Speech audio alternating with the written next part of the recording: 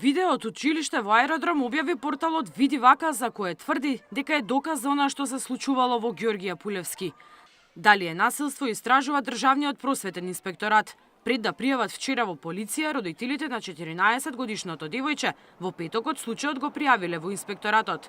Оттаму го осудија овој настан и вела дека се преземени сите мерки. Направен е увид во училиштето, земени се изјави од сите ученици, родители, наставниците и директорот на Ѓорѓи Апулевски. Првиот човек на Државниот инспекторат за Сител вели, во рокот една недела треба да донесат одлука кој и каква одговорност ќе сноси за овој инцидент.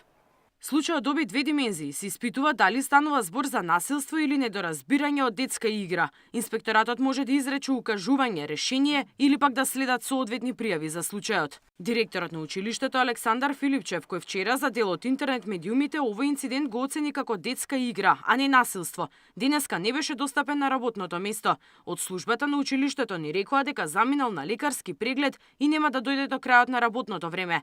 Го побаравме и на неговиот мобилен телефон, но тој одби да го објасни случајот. Директорот на основното училиште не успеавме прекладнево да го најдеме овде во просториите на Ѓорѓи Апулевски.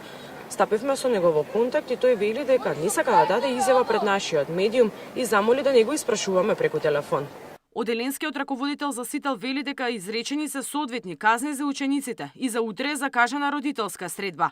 Од општината Аеродром го осудија овој случај и велат се во постојана комуникација со надлежните институции и училиштето.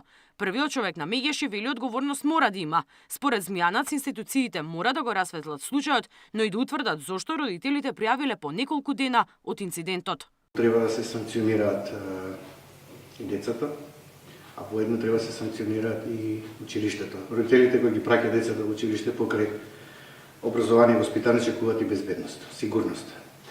Не може еден ваков настан да се трансформира во играчка со децата и последиците никој да не ги сноси како одговорност. Има работа и со Министерството за образование, има работа за просветниот инспектор, има работа за психолошко-педагошката служба, секако тука се клучни родителите. Зошто се досни со пријавувањето е исто така за дилема. Се надевам немало намера да се сокрие овој случај.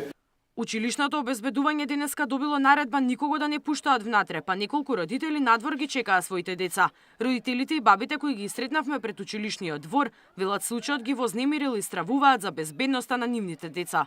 Виновни се си. И наставниците и ученици. А и родителите треба да водат сметка за се. Како не е со оглед дека имам деца што учат во оваа школа? Како секој родител сум задржан. Психологот треба да има, ја мислам, еден час. Домашното воспитање во овој случај е најмногу важно. Дете од 14 години веќе не може да го превоспитате, ако до 14 години вие дома го научите на насилство. Мирјана Давидовска, Сител телевизија.